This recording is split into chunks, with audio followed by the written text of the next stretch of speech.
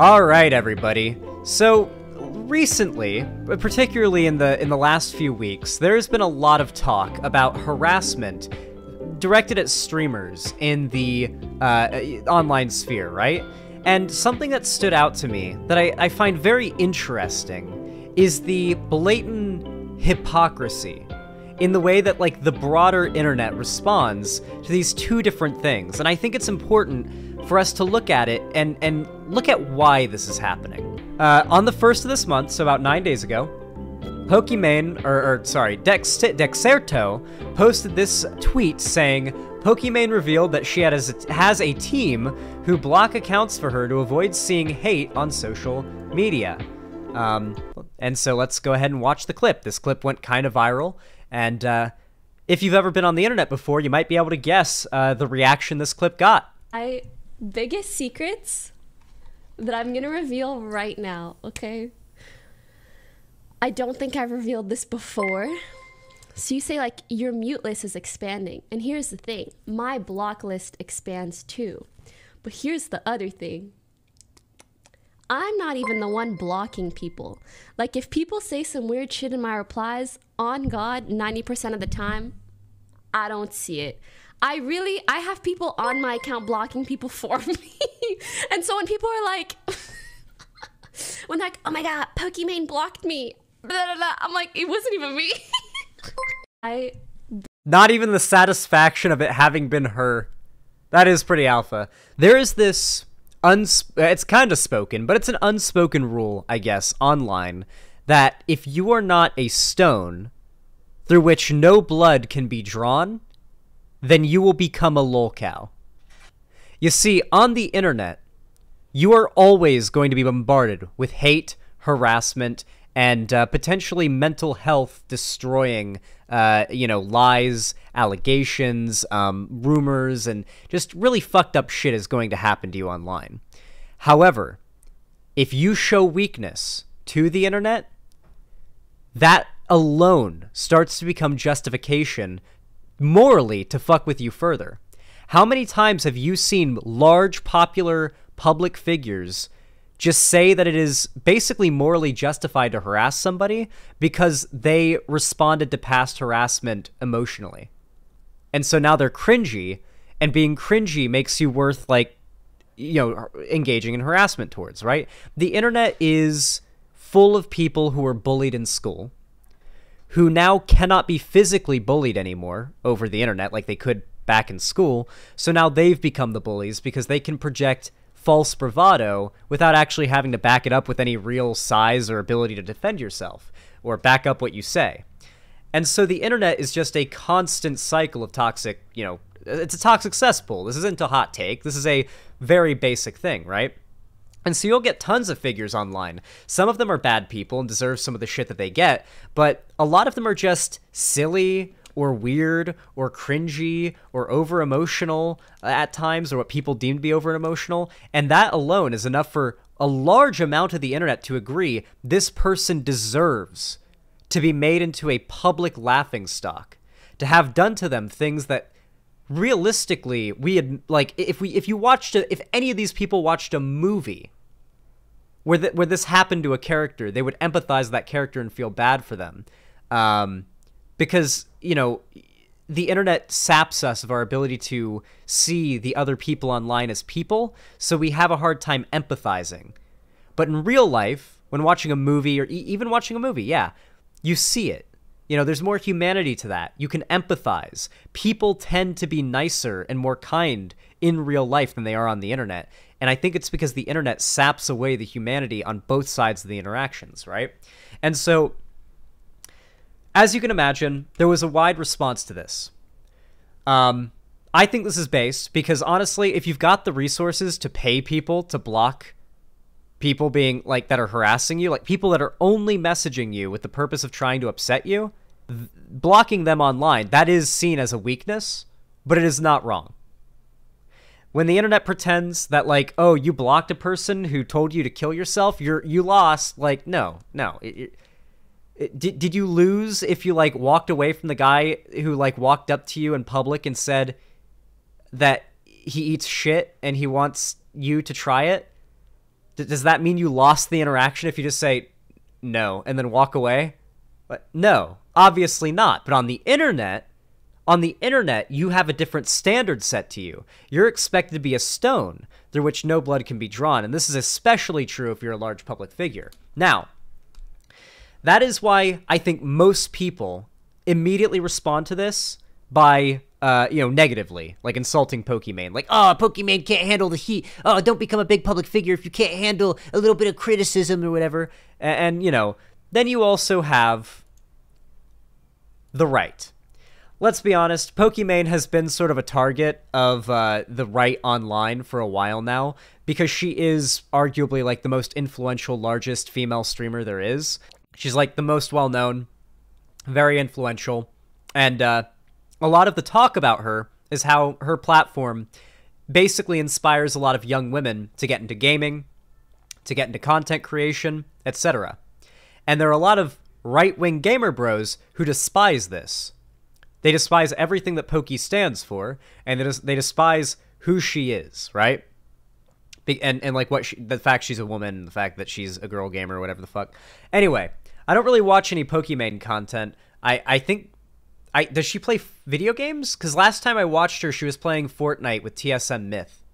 That was back when like Pokimane was like a content creator that I would occasionally watch because I was super into Fortnite and I like watched the entire Fortnite circuit. A lot of right-wingers responded to this pretty angrily. There's a few people who quote tweeted this tweet with, I would say, pretty reasonable replies. Like, oh, what normal person... Here's a good one. What normal person wouldn't want this? And remember, she's a public figure and thousands of people she's never met with opinions on her. It literally just makes sense. It absolutely does.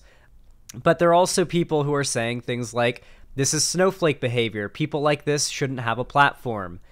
I literally clock into a 12-hour shift and she's complaining about people getting mad at her on Twitter. Her team hasn't blocked me. That's how you know I'm her crowned prince. Okay, that's a good comment. I like that one. Regardless, most of the response from it, especially from a particular set of content creators in the drama and commentary community, was pretty negative, to kind of dunk on her and call her like a pussy for not being able to handle criticism online. However, let me see if I can bring up the more recent thing that happened. Another similar scenario happened more recently. Just a couple days ago, Hogwarts Legacy released, and a content creator that I actually very much enjoy, Girlfriend Reviews. It's like a girl and her boyfriend, but she doesn't play games. Her boyfriend does. So she watches her boyfriend play the games, and then she reviews the games from the perspective of the girlfriend being forced to watch the boyfriend play video games. It is the best shit ever. It's great. That shit is great, okay? I like the content. I really do. Very base shit. However, and I don't agree with what we're about to see. Like, I don't agree with the behavior that's displayed here, like this engagement, like the conduct of the people harassing them. But basically, let's take a look at this tweet. YouTuber Girlfriend Reviews, which is a more progressive voice in gaming, is struggling to stream Hogwarts Legacy as their audience attacks them and accuses them of being TERFs, all because they're playing in the new Harry Potter game, Lamau. I believe there was also another post that went viral as well where they were crying. You know, toxic and repeating yourself and just sitting here seething, being mad that we're doing our job, you know? No, it's not. It's subs. I'm serious. It's a sub. I see you. I hear you. I love it. Thank you for your longtime support. I will personally ban you if you don't give it a rest. Yeah, we're taking your opinions into consideration. We might not even make a YouTube video on this if that's, you know, whatever.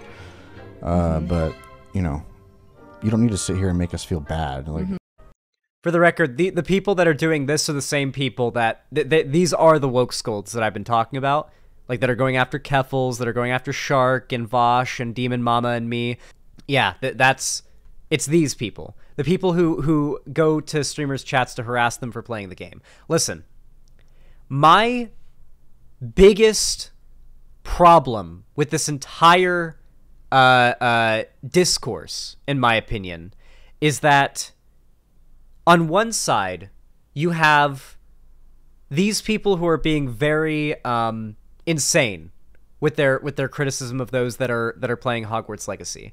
And most of I think the left does not want anything to do with them. I mean, everybody in the chat here was pretty disgusted by that behavior just now. I mean, I saw it myself, so like, yeah. Most of us are not on board with that shit. It's pretty disgusting behavior. You should not be harassing streamers for playing a fucking video game, okay? The other half of it are people that want to play the game and they're like conflicted on it, and they're not transphobic, but they're like, this is the biggest game coming out this year so far, and it's like massively hyped. I'm a content creator. It's my job to play these games. Like, J.K. Rowling may make some money off of it, but like, fuck, every time I buy some clothes, or coffee or fucking chocolate, I'm benefiting from probably child slavery. So it's like, you know, there's the whole no ethical consumption under capitalism thing, but then there's the fact that argument gets twisted into some really weird places. Like, I think the no ethical consumption under capitalism argument applies well to this Harry Potter game, not so well to like consumption of CP, right? Like, I feel like some lefty out there would try to be like, well, that means that there is no ethical consumption under capitalism, so CP is actually, you know, just as ethical as any other product you would consume. Like, fuck off, get out of here. Well, no, that was the argument that Vosh was criticizing. Anyway, let's just fucking watch. It's definitely pretty bad. Flip up, and now it's like whatever. I'm almost like thinking of just like either going offline or like I'm barely into the second combat here, and every time I look at chat, it's just the conversation is just like maybe we can do like bothering me. I'll be right back, like a little break or something. You can take a break if you want. I'll just stop talking and I'll just go fight and do the combat.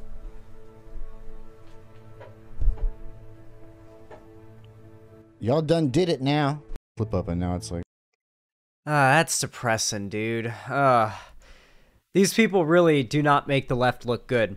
Now, the really frustrating thing is, as I said, you've got like multiple parties in all of this, right? You've got the loud minority of people who are on the left that are saying everybody who supports or who even like plays it, watches the game, play anything like that is a transphobe. Like that, you've got those people. You've got people like me that are like, I do think it's worth talking about. Like if you're going to do a Let's Play of Hogwarts Legacy, I feel like it would be based if you said, by the way, J.K. Rowling is cringe and I hate her, but I am still pretty hyped for this game, and I do still like Harry Potter, and that's just how it is, you know? Like, that alone is fine. Yeah, they attacked Hassan because he was going to do a charity for it, and, like, he got canceled so hard he decided not to, yeah. Like, these people will actually attack you even if you're trying to raise money for charity for it, which is what I'm going to do when I get my Hogwarts Legacy copy through interesting means. I'm going to probably be doing a charity stream for, like, a trans charity while streaming it, and that's gonna be what I do. I'm just gonna get a lot of fucking shit for it. I'm gonna get a lot of shit for it. It's gonna happen. But it's gonna be worth it. It's gonna be worth it. It'll be very funny because transphobes will be mad that the thing that they're right now using to try to boost their transphobic rhetoric is being used to literally give money to fundraising for trans health. Then there's the people saying that even if you torrent it, you shouldn't play it because it's anti-Semitic. Yeah, that was the funniest thing. People saying that even if you torrent it, then you're wrong. Like, yeah, that's when you know you're dealing with people you shouldn't even be listening to. It is like, yeah. Guarantees and buys it on Steam? No, I would have bought it by now. Here. I can prove that if I want to play the game, if I was going to get the game, I would have bought it by now. So I guess I'll show you my Steam. I haven't bought it. So yeah. If I want to play the game, but like if I was going to buy it, I would have bought it, you know? It's not out until tomorrow, lol? Wait, what? Why are people... Is it just YouTubers playing it? Okay, well, regardless, I would have fucking ordered it. Anyway, that's basically the whole drama around the more recent narrative around the streamer thing, right? However, here's the thing. Isn't it interesting how different the reaction is between these two scenarios? The very same people, And trust me, I know, the very same people who are shitting on Pokimane for saying she has a team of people that just moderate her social media so she doesn't have to see people that are constantly like harassing her, are now saying like, oh, these poor streamers who just wanted to play this game and are being harassed by these horrible trans people that are going after them. It really seems like there's some bias going on here. Both cases, I think that like Pokimane was in the right, and I think that Girlfriend Reviews is in the right, and that the people harassing them are in the wrong. In both cases, this opinion is consistent in my view. Like, my opinion is consistent here, I think. However, it's interesting that so many of the same people who attack Pokimane for showing any level of, like, offense to harassment online are now like, oh, no, poor content creators, for somebody who's being harassed for playing the Wizard game in a property made by a transphobe, and they're being attacked by trans people. It almost, and in the case of Pokimane, it's right-wingers attacking her, overwhelmingly. I think this is a perfect example of the internet's sort of bias right now. Even if you're not right-wing, even if you don't even really consume conservative content, the internet right now, as I predicted years ago, we are in Gamergate 2. The current culture of the internet is such that every cultural and social issue that comes up into the like cultural zeitgeist is in the lean of the right. The right is currently leaning beneficially, or like has the beneficial lead on every like culture war issue right now. It's unfortunate, but it's true. And I think a large part of this comes from the fact that, do you guys remember in 2019 when the Christchurch shooting happened? And followed up by a bunch of other anti-Semitic neo-Nazi shootings where the people who did them wrote manifestos talking about how they were radicalized by online content creators, and they really just wrote about the people who explained to them the Great Replacement and why they needed to, why what they did had to be done in their view, right? They basically attributed by name content creators on the right, on YouTube, as being the inspiration for their shootings in many of these cases. And because of this, YouTube went into a fucking tailspin. YouTube was forced to actually start banning some of the most extreme accounts on their platform. They banned Nick Fuentes. They banned Stefan Molyneux. They banned Alex Jones. They banned they went down like the list and banned a shit ton of these conservative content creators. Except for some of the like bigger ones like Ben Shapiro and Matt Walsh and whatnot, right? But most of these figures, besides I guess Ben, weren't quite where they are now. They weren't quite as big yet. Back when this happened, so they weren't as much in YouTube's attention, right? And they were a little bit more mask on, right? Here's the thing, though. Nick Fuentes was banned later. Alex Jones was banned earlier. Okay, yeah, that makes sense. Regardless, it's in the same general time period. The left, not the left, YouTube was more so like getting pushed by the mainstream media into acting on some of the far-right misinformation and propaganda that was being perpetuated on their platform. And we saw them actually apply their rules fairly hard. And around that same time, we also saw the proliferation of BreadTube. But since then, particularly since Elon Musk bought Twitter, most of the large mainstream platforms are not actually applying their TOS. Large public figures are completely getting away with basically libs of TikTok called for a bomb threat on a Boston Children's Hospital and got away with it. Hold on, can we find that? Hold on, I recently retweeted a fantastic clip. Here's a good idea of like what's going on right now when it comes to internet moderation on these platforms. This is where the moderation is at. Additionally, Ms. Navaroli, are you familiar with the account Libs of TikTok? I have heard of it from the news, yes. Mr. Roth, are you familiar with this account? Yes, ma'am, I am. Are you aware that from August 11th to August 16th, that account posted false information about Boston Children's Hospital, claiming that they were providing hysterectomies to children? Yes, I am aware of that and other claims from the account. And are you aware that this lie was then circulated by other prominent far-right influencers? Yes. And are you aware that all these claims, which I have reiterated were false, culminated in a real-life harassment and ultimately a bomb threat to the Boston Children's Hospital? They had to close down the hospital for like a day. Yes, I am aware. And this account is still on that platform today, isn't it? And one of the biggest. Yes, it is.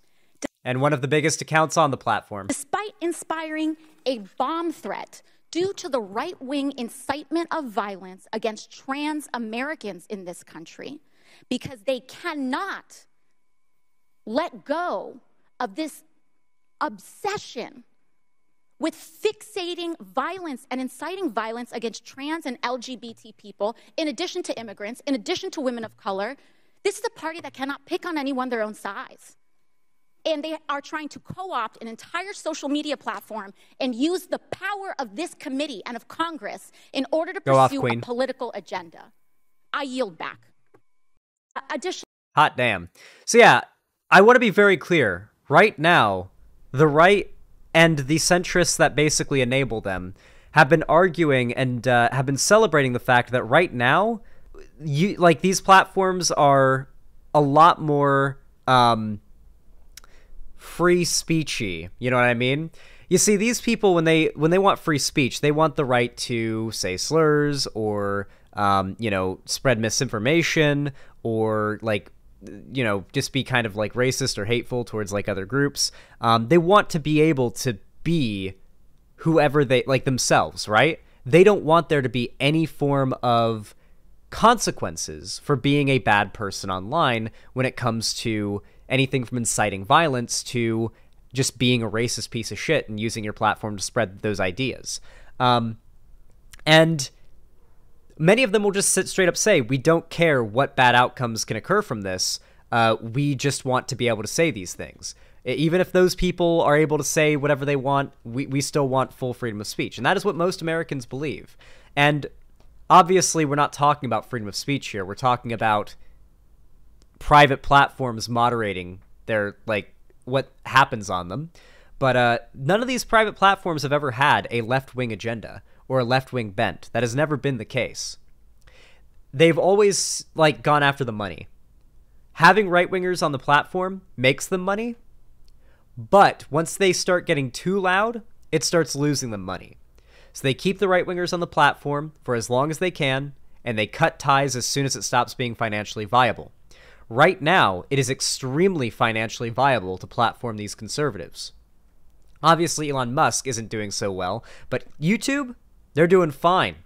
With Matt Walsh pushing for his genocide against trans people, and also he wants to kill drug dealers and petty criminals. And he said that if America wanted to have nice things, they would start executing drug dealers, drug addicts, and mercilessly beating petty criminals, like people who graffiti and stuff like that. And giving them long jail sentences, basically arguing we need a total authoritarian, fascist society in order to make America good, right? And that's the kind of shit that he's saying all the time, and YouTube's just kind of looking past it because he literally makes YouTube, I think he gets, probably 2 million views on his channel per day, I would guess. These platforms are following the money. And overall, the point of what I'm saying here is that we are in another era of the internet having an inherent bias in favor of the right on every single issue. You need to recognize that as we move forward. Do not assume that people are going to automatically take the reasonable side of things, because right now, if the right doesn't like somebody on the internet, chances are most of the internet doesn't like that person. We're back in that era of Gamergate, where the internet was just more, cool with far-right neo-Nazi types than people on the far left who are kind of annoying about wanting minorities to be able to exist, It's just, we're back. I predicted it 2 years ago. What can I say? The gift of prophecy, it does not elude me.